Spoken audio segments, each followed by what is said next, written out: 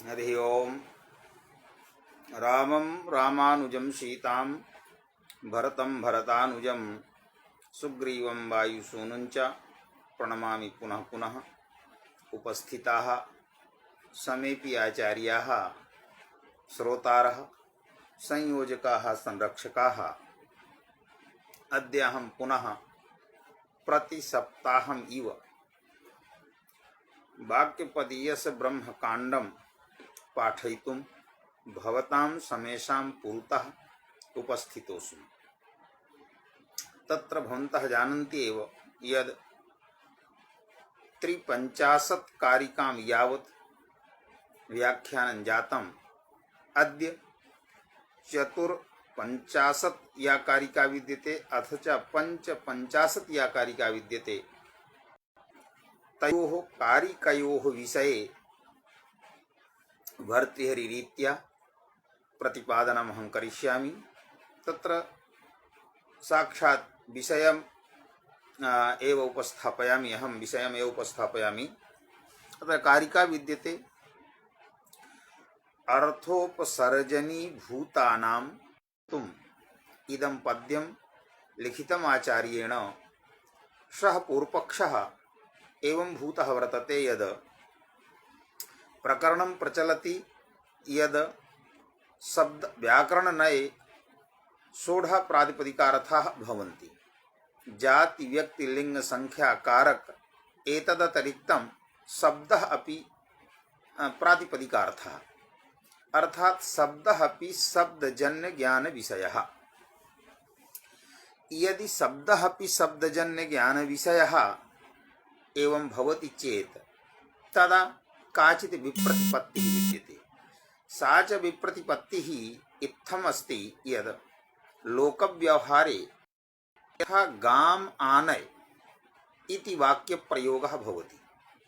तत्र गाम् आनय इत्यत्र गोपदजन्यः यः शासनादिमानपिण्डविशेषः तस्य शासनादिमानपिण्डविशेषस्यैव आनयनक्रियायाम् अन्वयः शासनादिमानपिण्डविशेषस्यैव आनयनं भवति। गोपदजन्यः यः शासनादिमानपिण्डविशेषः तस्यैव आनयनं भवति, तस्यैव च आनयनक्रियायाम् अन्वयः सम्भवति। किन्तु यदि शब्दः अपि शब्दजन्य विषयः स्वीक्रियते तदा शब्दस्यापि आनयनं भवितव्यम्। यथा अर्थस्य क्रियायाम् अन्वयः, यथा अहम् उक्तवान् अस्मि यद् गामानय इत्यत्र आनयनक्रियायां गोपदजन्यः यः शासनादिमानपिण्डरूपः अर्थः तस्यैव अर्थस्य अन्वयः भवति, शब्दस्य अन्वयः न भवति आनयनक्रियायाम्। किन्तु स च शासनादिमानपिण्डरूपः अर्थः गोपदजन्यः।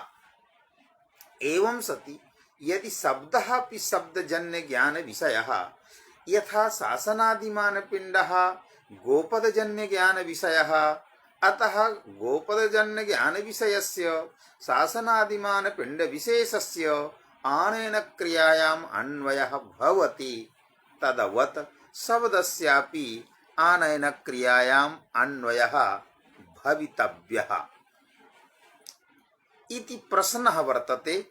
अस्यैव प्रश्नस्य उत्तरं दत्तम् आचार्येण यद् शब्दस्य अन्वयः कथं न भवति।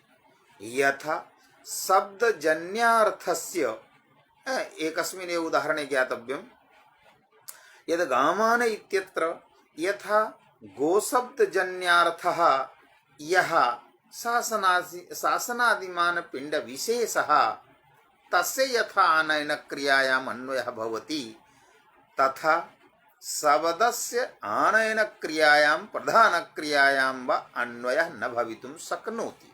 कारणं किमस्ति इदानीं कारणमेव प्रतिपादयति। तत्र पूर्वम् इदं ज्ञातव्यं यद् सामान्यः खलु नियमः वर्तते यद् विशेष्यस्यैव पदार्थान्तरे अन्वयः भवति। यतोहि एकत्र विशेषणत्वेन अन्वितस्य पदार्थस्य अपरत्र विशेषणतया अन्वयः न भवति। अयं सिद्धान्तः सर्वैः स्वीक्रियते यत् एकत्र विशेषणत्वेन अन्वितस्य पदार्थस्य पदार्थान्तरेण सह अन्वयः न भवति।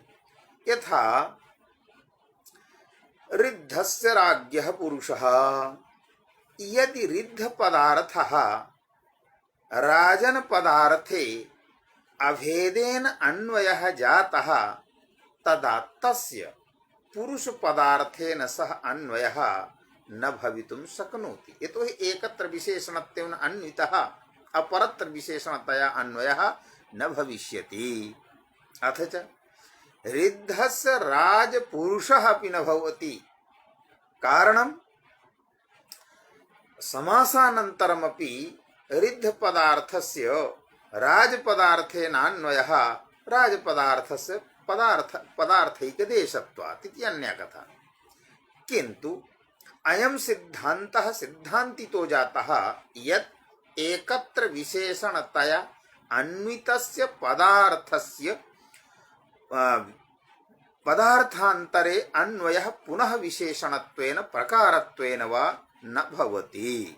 अयं सिद्धान्तः एतद् सिद्धान्तरीत्या शब्दजन्य ज्ञानेपि यः विशेष्यः तस्यैव शब्दजन्य ज्ञाने यद् विशेष्यं तस्यैव विशेष्यस्य पदार्थान्तरे अन्वयः भवितुं शक्नोति। विशेषणस्य प्रकारत्वेन यस्य उपस्थितिर्भवति अथवा यत्र यः प्रकारः विद्यते यत्र प्रकारता जाता तत्र प्रकारीभूतस्य पदार्थस्य पदार्थान्तरे अन्वयः न भवति।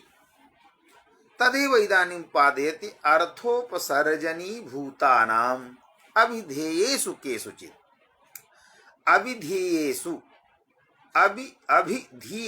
धेयेषु केषुचित् इति। अभिधेयेषु इत्यस्मिन् पदे सप्तम्याः बहुवचनं वर्तते। एवं रीत्या अभिधेयः इत्यस्य कः अर्थः? वाच्यः। अभिधेयो नाम अभिधाशक्तिजन्य ज्ञान विषयः अभिधेयः। तो अभिधाशक्तिजन्य ज्ञान विषयः यः पदार्थः भवति तस्य कृते अभिधेयत्वेन व्यवहारः। एवं सति अभिधाशक्तिजन्य ज्ञान विषयः यः अभिधेयः सः वाच्यः एव। तस्यैव अर्थस्य कृते वाच्यः इति व्यवहारः साक्षात् संकेतितः अर्थः यो विधत्ते स वाच्यकः इति। एवं सति अभिधेयेषु अर्थात् वाच्येषु अभिधेयेषु वाच्येषु सप्तमी विभक्ति सदा अनियोगितायामेव भवति। अतः अभिधेयेषु अर्थात् वाच्यनिष्ठा या अनियोगिता। तर्हि प्रतियोगिता अत्र प्रतियोगिवाचकं किं? यदि अभिधेयेषु अनियोगिता वर्तते तर्हि प्रतियोगिता कुत्र? यतोहि अनियोगिता यद् किंचित् निष्ठ प्रतियोगिता निरूपिता एव भवति। तो अभिधेयेषु इत्यस्मिन् पदे यतः सप्तम्याः अनियोगित्वमर्थः एवं सति अभिधेय निष्ठ अनियोगिता अयमर्थः। तन्निरूपिता प्रतियोगिता कुत्रस्ति? तो प्रतियोगिता अस्ति शब्दे। एवं सति एवमपि वक्तुं शक्नुमः यद् अभिधेयपदोत्तर्या सप्तमी तस्याः अनियोगित्वमर्थः। अनियोगित्वे सप्तम्यर्थे अभिधेयपदस्य आधेयत्वसम्बन्धेन अन्वयः अथवा वर्तित्वसम्बन्धेन अन्वयः। अनियोगित्वस्य सप्तम्यर्थस्य च प्रातिपदिके निरूपकत्वसम्बन्धेन अन्वयः। एवं सति प्रातिपदिकनिष्ठ प्रतियोगिता निरूपिता या अविधेय निष्ठा अनियोगिता सा च स च अविधेयः एकः नास्ति, बहवः भवन्ति। के जाति व्यक्ति लिंग संख्या कारकाणि इति। अतएव बहुवचनम् उक्तम् अविधेयेषु। केषुचित् अविधेयेषु जाति व्यक्ति लिंग संख्या कारकेषु मध्ये, केषुचित् मध्ये अर्थात जाति लिंग संख्या कारकेषु मध्ये अर्थोपसर्जनी भूतार्थस्य अर्थोपसर्जनी भूतान। तो अर्थोपसर्जनी भूतान इत्यस्य अर्थः यद अविधेयेषु मध्ये जाति लिंग संख्या कारकेषु मध्ये केचन अर्थाः विशेष्यत्वं भजन्ति, केचन अर्थाः प्रकारत्वं भजन्ति। जाति व्यक्ति लिंग संख्या कारकेषु अविधेयेषु मध्ये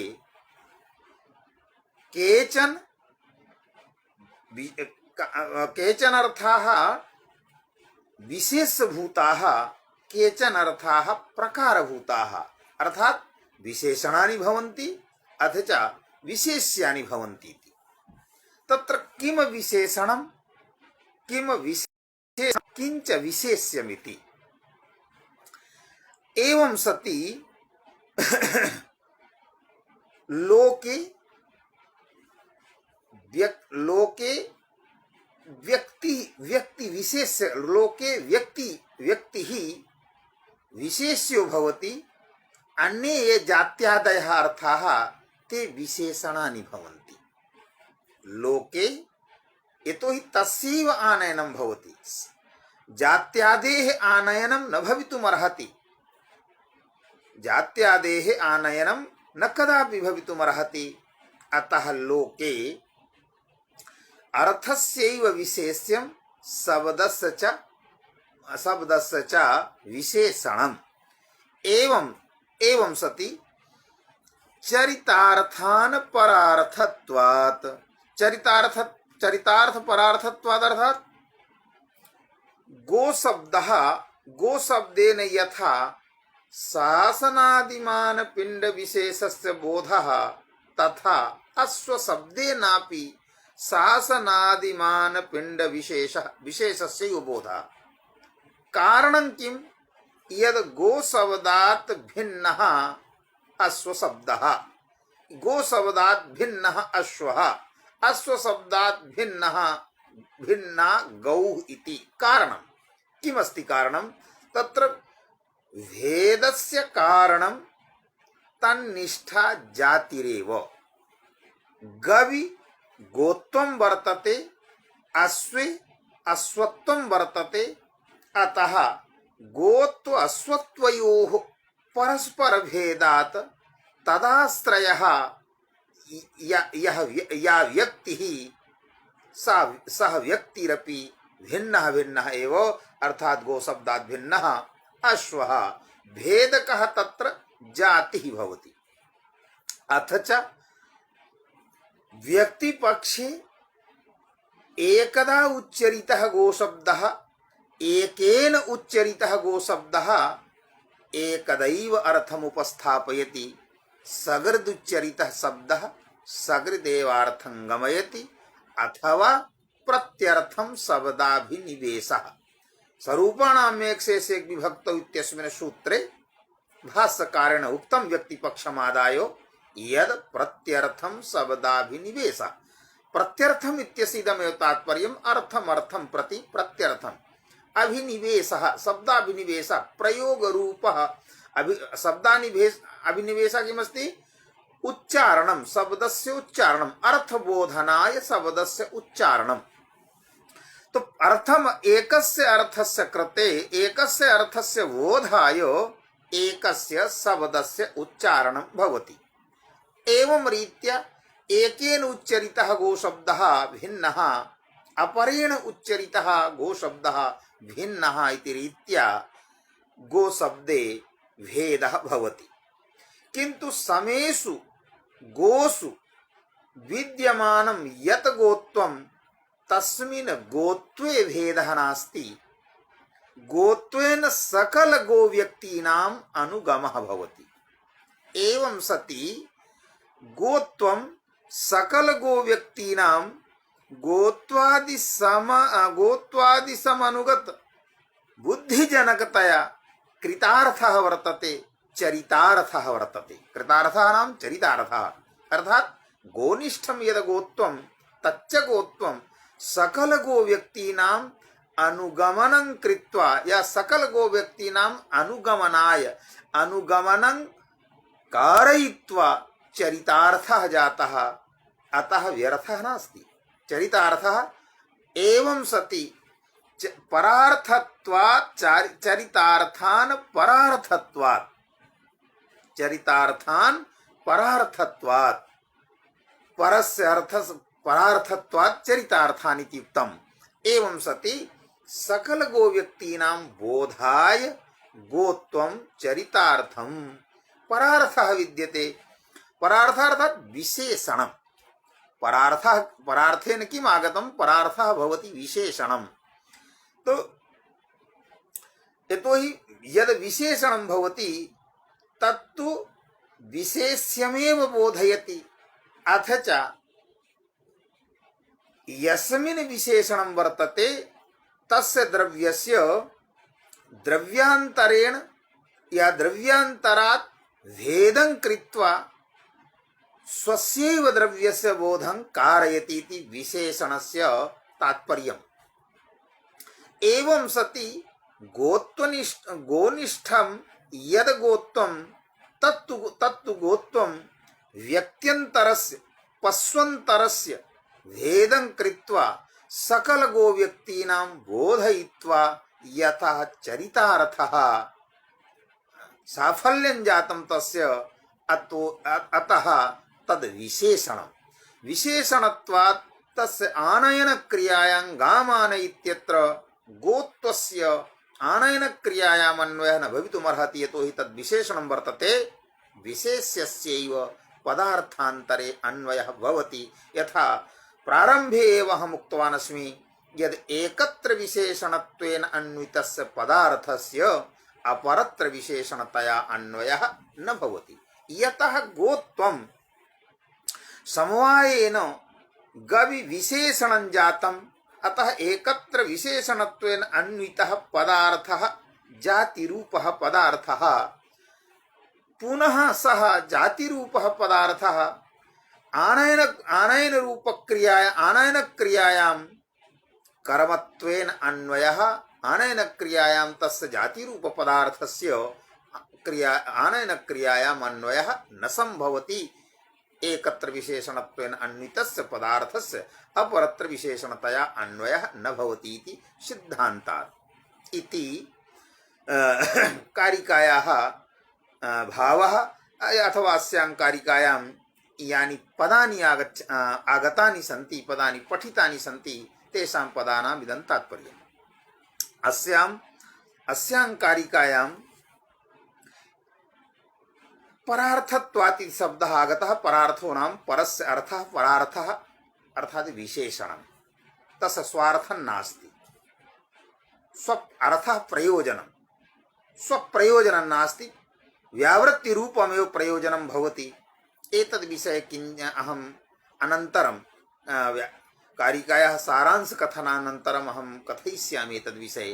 यतोहि एतेन अत्र विशेषणं पदमागतं। विशेषणस्यापि यत् प्रयोजनं विशेषणस्य तदेव प्रयोजनम् उपलक्षणस्य, किन्तु उपलक्षणविशेषणयोः भेदः कः भवति? यद्यपि व्युत्पत्तिवादे इत्थम्भूतलक्षण इत्यस्मिन् सूत्र व्याख्यान प्रसंगे गदाधरेण 10 भेदाः उपपादिताः उपलक्षण विशेषणयोर्मध्ये, किन्तु तेषां समेषां 10 भेदानाम् उपपादनं नाहं करिष्यामि।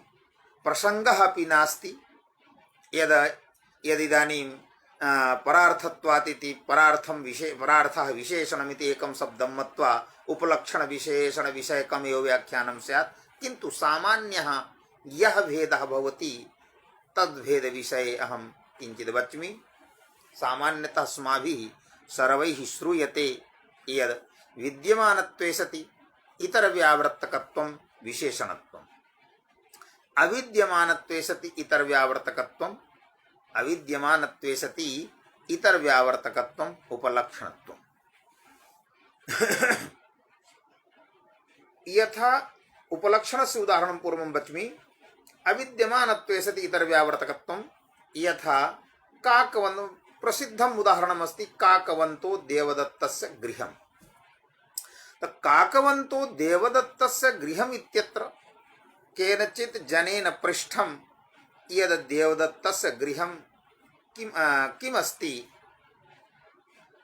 केनचिदुक्तं यद् यस्मिन् गृहे काकः तिष्ठति यस्मिन् गृहे काकः विद्यते तद् गृहं देवदत्तस्य। किन्तु यस्मिन् काले सः जनः गतवान् तद् गृहे पार्श्वे तदानीन्तन काले तत्र काकः नास्ति काकः उड्डीयते। किन्तु यतः पूर्वं तस्मिन् गृहे सः काकं दृष्टवान् काकस्य संयोग संबंधेन आश्रयः तद् गृहम् आसीत् प्रश्नकाले। अतः ततः काकस्य कस्मिंश्चित् काले संयोग संबंधेन अभावेपि काकस्य संयोग संबंधेन कस्मिंश्चित् काले अभावेपि काकः देवदत्तस्य गृहस्य इतर गृहेभ्यः व्यावर्तनं करोति। इदं भवति उपलक्षणं। विशेषणमस्ति यथा नीलो घटः घटे नीलविशेषणमस्ति।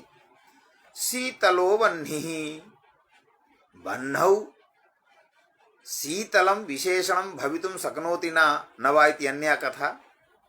किन्तु गुणवाचकः गुणवाचकाः ये शब्दाः तज्जन्यः यः अर्थः प्रायः द्रव्येषु विशेषणं भवति। एतादृशस्थले विशेषणस्य व्यवहारः भवति विद्यमानत्वे सति इतरव्यावर्तकत्वं। नीलो घटः इत्यत्र रक्तः घटः इत्यत्र यदा घटे रक्तः विद्यते एव रक्तस्य वृत्तिता अस्ति तदानीन्तन काले एव सः रक्तः तस्य घटस्य स्वसंबंधी घटस्य इतर घटेभ्यः व्यावर्तनं करोति अन्यथा व्यावर्तनं न करोति। एवं सति विद्यमानत्वे सति इतर व्यावर्तकत्वं विशेषणं भवति अविद्यमानत्वे सति इतर व्यावर्तकत्वं उपलक्षणत्वं भवति।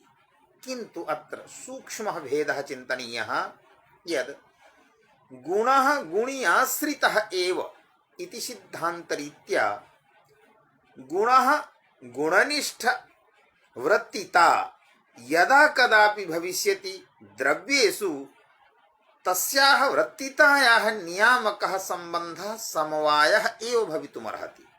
गुणगुणिनोः समवाय सिद्धत्वात् गुणगुणिनोः समवायः निर्णीतत्वात्। किन्तु द्रव्यद्वयोः यः सम्बन्धः सः सम्बन्धः संयोगः भवति। काकोऽपि काकवन्तं देवदत्तस्य गृहमिति काकवन्तो देवदत्तस्य गृहमित्यत्र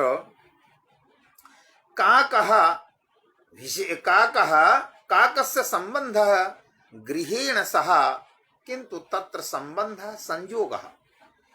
एवं सति इदमपि वक्तुं शक्नुमः यद् संयोग संबंधेन यद् विशेषणं संयोग संबंधेन यत्र विशेषणं भवति तच्च विशेषणं यदा इतर व्यावर्तयति चेत् उपलक्षणं भवति। समवाय संबंधेन यदि विशेषणं भवति तदा समवाय संबंधेन विशेषणीभूय यदि इतर व्यावर्तयति चेत विशेषणं भवति। संयोग संबंधेन विशेषणीभूय यदि इतर व्यावर्तयति चेत उपलक्षणं, समवाय संबंधेन विशेषणीभूय यदि व्यावर्तयति इतर व्यावर्तयति चेत विशेषणमिति। सामान्य भेदः अयं वर्तते उपलक्षण विशेषणयोर्मध्ये। अत्र हि गोत्वं गवि विशेषणं, गोत्वं गवि विशेषणं, गोत्वं गवि उपलक्षणं नास्ति। कश्चन जनः एवम् अपि वक्तुं शक्नोति यद् गोत्वम् उपलक्षणं कथं न भवितुमर्हति, गोत्वं विशेषणं कथमेव। तर्हि जाति व्यक्त्योः समवायः भवति। अत्र गोत्वं समवायेन विशेषणं गवि वर्तते, संयोगेन विशेषणं नास्ति। संयोगेन यत्र विशेषणं भवति तत्रैव उपलक्षणत्वं, समवायेन यदि विशेषणं भवति चेत् विशेषणमेव उपलक्षणत्वं तत्र न भवितुमर्हति। एवं रीत्या अत्र गोत्वं गवि समवायेन विशेषणं, अतः अत्र विशेषण पदस्यैव व्यवहारः कर्तव्यः, उपलक्षणस्य व्यवहारः न कर्तव्यः। अस्ति एतस्मिन् विषये विचारः, यथा अहं वच्मि यद् इत्थं भूतलक्षणे इति सूत्रे गदाधरेण 10 भेदाः प्रतिपादिताः उपलक्षण विशेषणयोर्मध्ये। सम्यक् तत्र विचारः सूक्ष्मः विचारः तत्र कृतः वर्तते। भवतु तर्हि अस्याः कारिकायाः इदमेव तात्पर्यम् आगच्छति यद् यथा गोशब्दस्य जात्यादि विशिष्ट शासनादि मतिपिण्डे शक्तिर्वर्तते, तद्शक्तिज्ञानात् जात्यादयः शब्दवाच्याः सन्तः, जात्यादयः शब्दवाच्याः सन्तः अपि विशेषभूते अर्थे यद् शासनादिमति पिंड विशेषे प्रकारीभूताः। अन्ये ये अर्थाः जाति व्यक्ति लिंग संख्या कारकेषु मध्ये मात्र व्यक्तेः एव विशेष्यता, अन्ये ये अर्थाः जात्यादयः ये अर्थाः यद्यपि गोशब्दवाच्याः किन्तु ते प्रकारीभूताः, अतः प्रकारीभूताः ये अर्थाः भवन्ति तेषां पदार्थान्तरे अन्वयः न भवति, अतः गामान इत्यादौ क्रियान्वयं न ते अर्थाः लभन्ते। एवमेव शब्द विषयेपि शब्दः वाच्यः, शब्दः वाच्यः, शब्द शब्देनापि शब्दवाच्यः या शब्दादपि शब्दवाच्यः सत्यमस्ति, किन्तु भूतार्थः यः पिंड व्यक्ति विशेषः तस्मिन् व्यक्ति पिंड व्यक्ति बोधनेन सह शब्दः गुणीभूतः, अतः परार्थः, अतएव सः अपि शब्दः अपि शब्दपदजन्यः यद्यपि वर्तते, किन्तु परार्थत्वात् गुणीभूतत्वात् विशेषणत्वाद् वा क्रियान्वयं न लभते। अयमेव सिद्धान्तः एकत्र विशेषणतया अन्वितस्य पदार्थस्य अपरत्र विशेषणतया अन्वयो न भवति। यथा एकं वाक्यमस्ति न्यायनये, पचन्तं पश्य इति वाक्यं। पच धातोः अर्थः विक्लित्यनुकूलो व्यापारः, सत्रि प्रत्ययस्य आश्रयः अर्थः हेतु हि कर्तरि रूपे अर्थे सत्रि प्रत्ययः भवति। तत्र यतः पच धातोः यः विक्लित्यनुकूलो व्यापारः सः व्यापारः विशेषणं भवति कुत्र सत्रि प्रत्ययार्थे कर्तरि। अतः सत्रि प्रत्ययार्थे कर्तरि यतः विशेषणम अतः दृशधात्वर्थ क्रियायां सत्रि प्रत्ययार्थ कर्तुरेव अन्वयः भवति, धात्वर्थ क्रियायाः अन्वयः न भवति। यतोहि तात्पर्यं किमस्ति, यः पाकाश्रयः पाकक्रियाश्रयः तं दर्शयितुमिच्छति अथवा पाकक्रियां दर्शयितुमिच्छति। तात्पर्यं किं, पचन्तं पश्य इत्यनेन यः कश्चन जनः पचन्तं पश्यति वाक्यं प्रयुक्तवान्, तस्य किं तात्पर्यं, पाकक्रियां दर्शयितुमिच्छति, पाकक्रियाश्रयं वा दर्शयितुमिच्छति। तात्पर्यं तत्र पाकक्रियाश्रयं दर्शयितुमिच्छति, यः पाकक्रियाश्रयः तं दर्शयितुमिच्छति। अतः यतः पाकक्रिया यः आश्रयः तं दर्शयितुमिच्छति, एवं सति आश्रयः अर्थः सत्रिप्रत्ययस्य सत्रिप्रत्ययार्थे कर्तरि पच धात्वर्थ क्रियायाः अन्वयात् अनुकूलत्व संबंधेन अन्वयात् पुनः तस्य दर्शन क्रियायाम अन्वयः तस्य न भवति। तत्रापि अयमेव सिद्धान्तः एकत्र विशेषणत्वेन अन्वितस्य पदार्थस्य अपरत्र विशेषणतया अन्वयः न भवति। यतः सत्रि प्रत्ययार्थे कर्तरि पच धात्वर्थ क्रियायाः अन्वयः जातः, अतः प्रकारीभूतः जातः, गुणीभूतः जातः, अतः तस्य पुनः दर्शन क्रियायाम अन्वयः न भवति। परंच व्याकरणे स्थितिः भिन्ना वर्तते। व्याकरण लोकात् भिन्ना स्थितिः भवति शब्द साधुत्व प्रक्रियायां।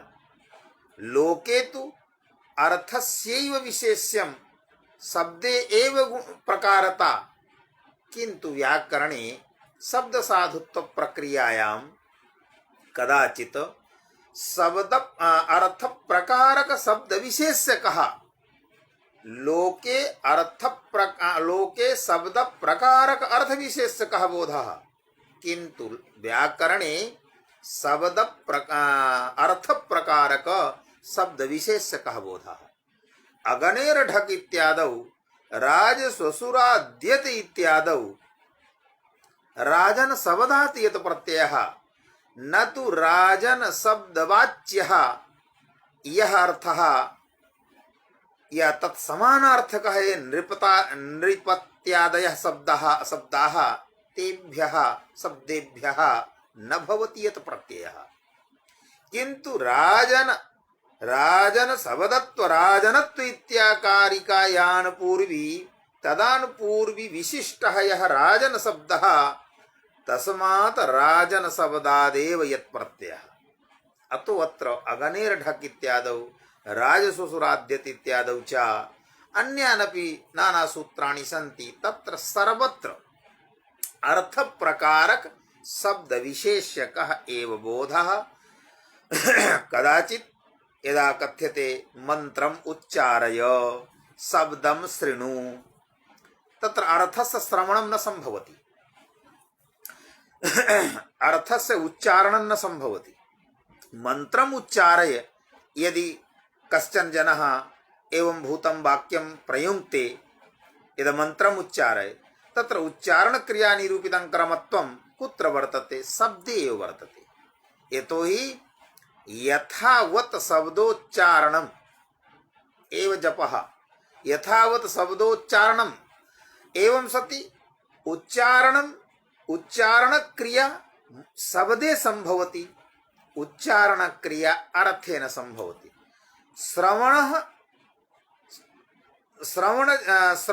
श्रवणं शब्दस्यैव भवति, अर्थस्य श्रवणं न भवति।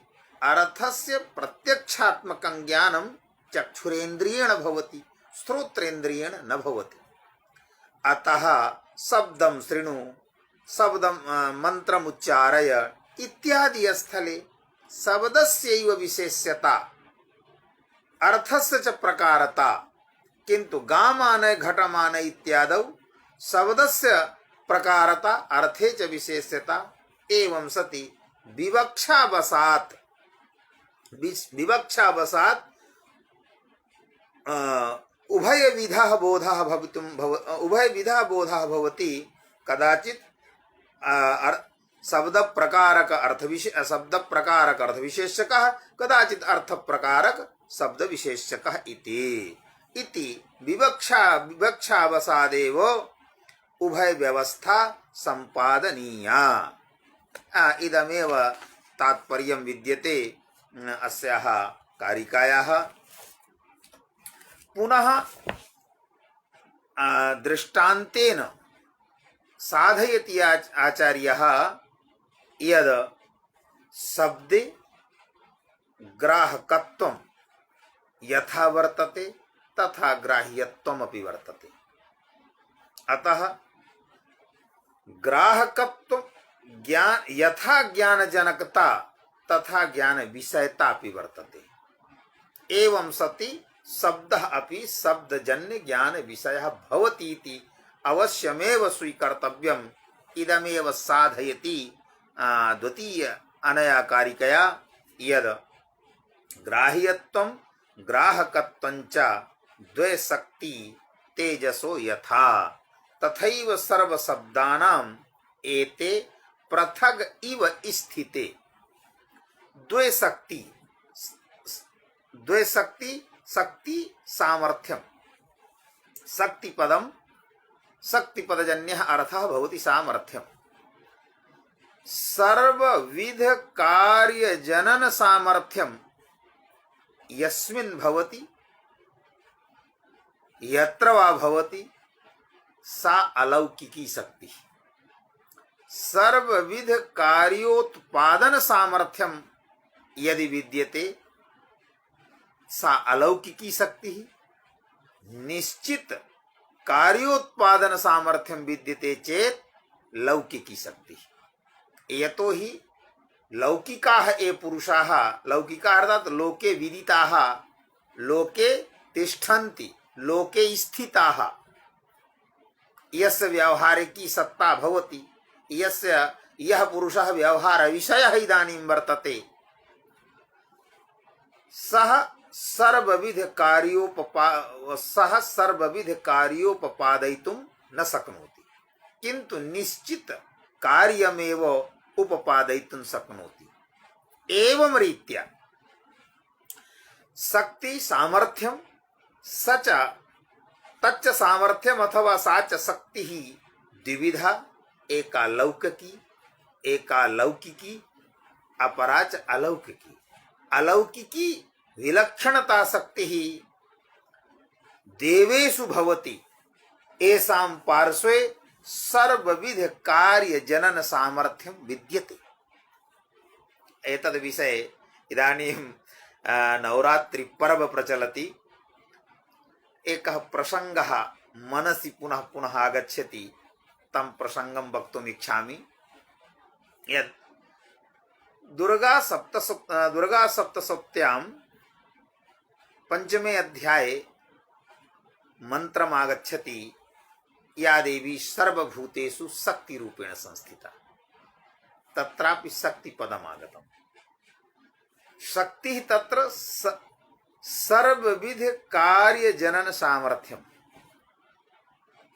चिन्तयन्तु, एकं बीजमस्ति, तस्मिन् बीजे अंकुरोत्पादन सामर्थ्य रूपा शक्ति विद्यते।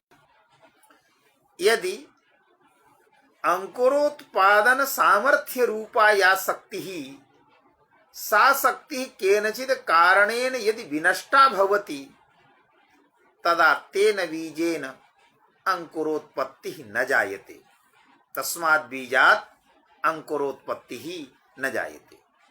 अतः अंकुरोत्पत्तिं प्रति न मात्र बीजमेव कारणं, किन्तु तद्बीजनिष्ठा या उत्पादन सामर्थ्यं तत्कारणम्। अंकुरोत्पादन सामर्थ्य रूपा या शक्ति सा शक्ति तस्मिन् बीजे विद्यते। यदि सा शक्ति विनष्टा भवति केनचित् कारणेन तदा तस्मात् बीजात् अंकुरोत्पत्तिर न जायते। योग शास्त्रे अस्य वर्णनं विलक्षण रूपेण कृतं, बृहद व्याख्यानेन कृतं। दग्ध बीजवत् इति एकः तस्य प्रसंगः वर्तते योगशास्त्रस्य। एवं सति शक्ति पदेन किम् आगतं? कार्योत्पादन सामर्थ्यम। सा भगवती सर्वेषु जीवेषु या सर्वेषु चेतनेषु अचेतनेषु वा शक्ति रूपेण विद्यते, शक्ति रूपेण संस्थिता वर्तते। संस्थिता सम्यक स्थिता, संस्थिता सम्यक तिष्ठति इति संस्थिता। तो सा भगवती पराम्बा जगदम्बा चेतनेषु अचेतनेषु सर्वेषु कार्योत्पादन सामर्थ्य रूपेण विद्यते। यतोहि एषु अपि कारणेषु कार्योत्पादन यत् सामर्थ्यं तत् सामर्थ्यं न भवति चेत् तेन कारणेन न कस्यचिदपि कार्यस्य उत्पादः। एवमेव सर्वेषु जीवेषु कार्योत्पादन सामर्थ्य रूपा सामर्थ्य भूता या शक्ति सा शक्ति सम्यक रूपेण संस्थिता स्थिता वर्तते, सा दुर्गा एव। अतः सर्वेषु जीवेषु कार्योत्पादन सामर्थ्य रूपे विद्यमाना या काचित् विलक्षणा शक्ति सा भगवती जगदम्बा। एवं सति निखिल पृथिव्यां निखिल भुवनेषु सा एव शक्ति रूपेण कार्योत्पादन सामर्थ्य रूपेण विद्यते। तस्मादेव जगदुत्पत्तिः तस्यामेव विलयः इति या देवी सर्वभूतेषु शक्ति रूपेण संस्थिता इत्यस्य तात्पर्यमिति यथा अहं जानामि। यतः शक्ति शब्दः अत्र आगतः अतः सः प्रसंगः मया उक्तः। एवं तो ग्राह्यत्वं ग्राहकत्वं द्वे शक्ति ते यथा तेजसः ग्राह्यत्वं, ग्राह्य शब्दे ग्रह ज्ञाने इत्यस्मात् धातोः कर्मणि अर्थे यत् प्रत्ययः।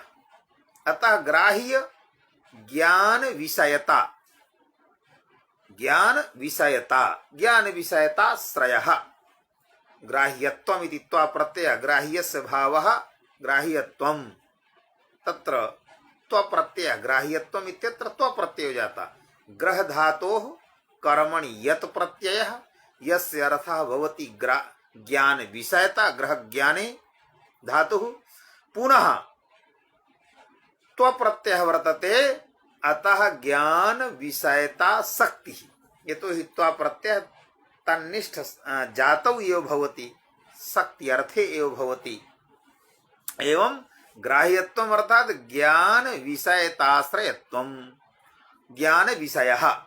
ग्राहकत्वं ज्ञान जनकता, यतोहि ग्रह धातोः णवुल् प्रत्ययः कृते सति ग्राहक इति भवति। अतः ग्राहकत्वम् अर्थात् ज्ञान जनकता।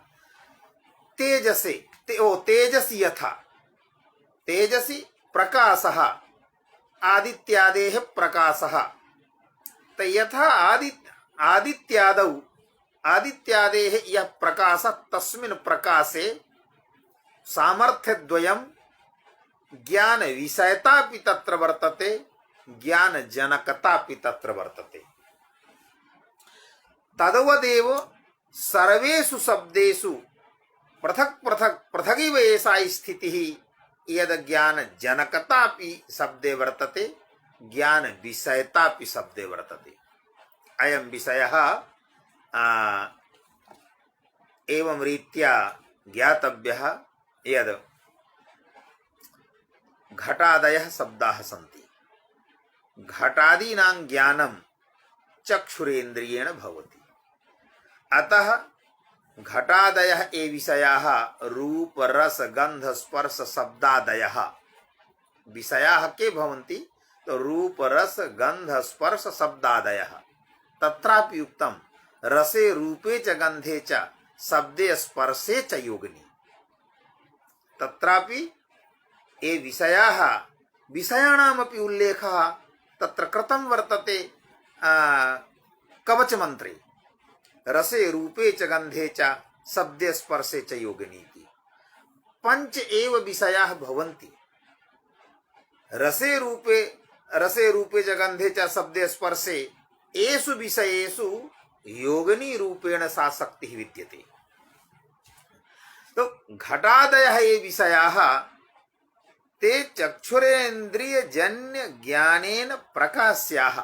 घटादीनां या रूप रस गंध स्पर्शादीनां शब्द स्पर्शादीनां ज्ञानं तत् विषयाः तत्तद् ज्ञानेन्द्रियजन्य प्रकाश्याः।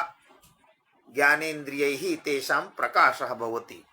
अतः विषयेषु ग्राह्यत्वमेव ज्ञान विषयत्वमेव वर्तते।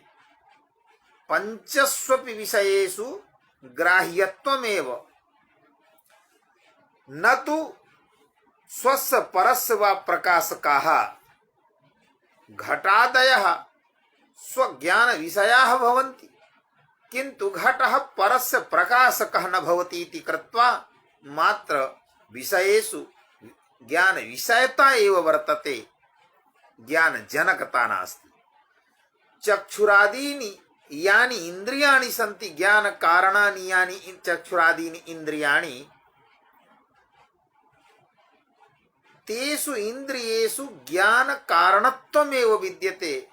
यतोहि इंद्रियाणि अप्रत्यक्षानि सन्ति। इंद्रियाणां प्रत्यक्षात्मकं ज्ञानं न भवति। अप्रत्यक्षात्मकानि यानि इंद्रियाणि तैः इंद्रियैः विषयस्य ज्ञानं भवति। अतः इंद्रियेषु मात्र ज्ञान जनकता एव विद्यते। विषयेषु ज्ञान विषयता एव इंद्रियादिषु ज्ञान जनकता एव। किन्तु यतोहि इंद्रियाणि अतीन्द्रियाणि परस्य घटादेः ज्ञानजनकेन ज्ञानजननेन ग्राहकाणि एव भवन्ति। न तु कदापि स्वस्य ज्ञानजननेन स्वयं गृहाणि भवन्ति। एवञ्च ज्ञान विषये ग्राह्यत्वं ज्ञान करणे च ग्राह्यकत्वं। ज्ञान विषये ग्राह्यत्वं ज्ञान करणे ग्राहकत्वम् इति वैयधिकरण्यं दृश्यते। अर्थात एकाधिकरणे नास्ति, एकाधिकरण वृत्तिता नास्ति ग्राह्यत्वस्य ग्राहकत्वस्य च। तथापि आदित्य प्रकाशे दीपक प्रकाशे समानाधिकरण्यं दृश्यते। आदित्यस्य प्रकाशः या आदित्यस्य प्रकाशः स्वज्ञानमपि कारयति। शुक्लः प्रकाशः किमस्ति? प्रकाशत्वं नाम भास्वर शुक्लत्वमेव। तमः अभास्वर शुक्लत्वम्। प्रकाशान्धकारयोः परस्पर विरोधः। यत्र प्रकाशः भविष्यति तत्र अंधकारः न भविष्यति। यत्र च अंधकारः तत्र प्रकाशः न भविष्यति, न भवितुं शक्नोति। एवं रीत्या आदित्यस्य यः प्रकाशः सः तमो निवर्तयति। तमो निवृत्त्या तस्मिन् तमसि आवृताः आच्छादिताः परिव्रताः ये विषयाः यानि द्रव्य परिव्रतानि यानि द्रव्याणि पदार्थाः वा तेषां ज्ञानं कारयति। एवं सति आदित्य यह प्रकाशः तस्मिन् प्रकाशे ज्ञान विषयत्वमपि ज्ञान जनकत्वमपि स्वस्य स्वस्य स्वस्य ज्ञान कारणात् ग्राह्यत्वं स्वेतरस्य च ज्ञान कारणेन ग्राहकत्वम् एवं सति यथा प्रकाशे आदित्यादि प्रकाशे अंजनादौ आदित्यादि प्रकाशे दीपकादि प्रकाशे ग्राह्यत्वमपि भवति ग्राहकत्वमपि भवति तद्वदेव शब्देषु अपि तादृशी शक्तिः शब्देषु अपि तादृशं सामर्थ्यं यद् स्वस्यापि ज्ञानं कारयति परार्थस्यापि ज्ञानं कारयति परार्थक ज्ञान साधनं स्वस्य ज्ञान कारणम् एवं सति शब्दे ग्राह्यत्वमपि अर्थात ज्ञान विषयतापि वर्तते अथ च ज्ञान जनकतापि वर्तते एवं रीत्या शब्दः अपि शब्दजन्य ज्ञान विषयः अतः वैयाकरणानां मते 16 प्रातिपदिकार्थाः भवन्ति तेषु एकः प्रातिपदिकार्थः शब्दः अपि इति अवश्यमेव स्वीकर्तव्यम् अथ च वैयाकरणानां निकाये शब्दः ब्रह्मस्वरूपः विद्यते कदापि एवं न भवति यद्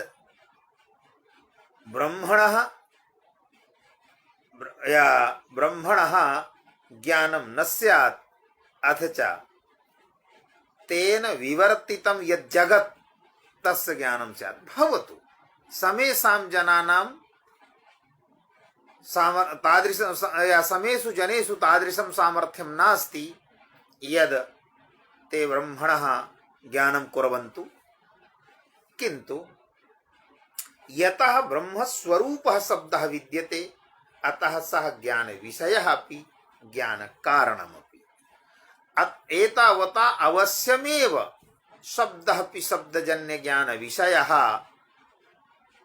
इति स्वीकर्तव्यः अयमेव वैयाकरणानां सिद्धान्तः इदमेव अमुमेव सिद्धान्तम् उपस्थापितवान् आचार्यः भर्तृहरिः ग्राह्यत्वं ग्राहकत्वं द्वे शक्ति च ग्राह्यत्वं ग्राहकत्वं च द्वे शक्ति तेजसो यथा तथैव सर्वशब्दानाम् एते पृथगिव स्थिते प्रतिभासेते स्थिते इत्यर्थः प्रतिभासेते पृथगिव यद्यपि भिन्नः भिन्नः ग्राह्यत्वं ग्राहकत्वं यद्यपि भिन्नः भिन्नः भिन्नः उभयोर्भिन्नत्वेपि शब्दे समानाधिकरण्यम् इति ज्ञातव्यम् धन्यवादाः अद्य कारिकाद्वयस्य व्याख्यानं जातम् एकस्मिन् दिने कारिकाद्वयस्य व्याख्यानं कारिकाद्वय विषये एव या कारिकाद्वय विषयकः यः विचारः तं विचारमेव उपस्थापयिष्यामीति संकल्पः संकल्परीत्या अद्य कारिकाद्वयस्य उपस्थापनं कारिकाद्वय संबंधी विचारस्य उपस्थापनं जातं धन्यवादाः अस्मिन् गणे ये आचार्याः ये जनाः श्रोतारः अन्ये च ये मां स्निह्यन्ति ये जनाः स्नेह कारणात् तत्र संयुक्ताः तेषां समेषाम् आचार्याणां हृदयेन स्वागतं कृत्वा कार्तज्ञं बिभर्मि धन्यवादाः नमो नमः।